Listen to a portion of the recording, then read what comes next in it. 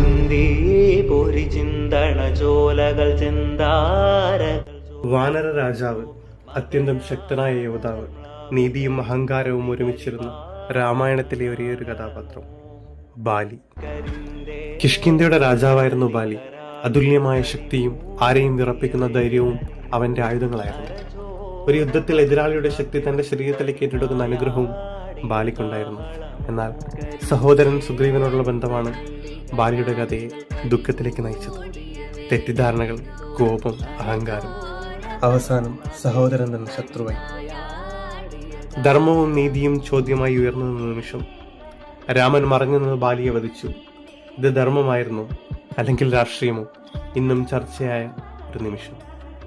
മരിക്കുമ്പോൾ ബാലി രാമനോട് ചോദിച്ചു, എന്തായിരുന്നു എൻ്റെ തെറ്റ്? ധർമ്മം ശക്തിയേക്കാൾ വലിയതാണ് എന്ന സത്യം ബാലിയുടെ മരണത്തിലൂടെ ലോകം പഠിച്ചു. ഈ കഥയാണ് വടക്കേ മലബാറിന്റെ മണ്ണിൽ ദൈവമായി മാറിയത്. രാമായണത്തിലെ ബാലി ഇവിടെ തെയ്യമായി അവതരിക്കുന്നു. ഇത് അഭിനയമല്ല, ഇതൊരു ദൈവ സാന്നിധ്യമാണ്.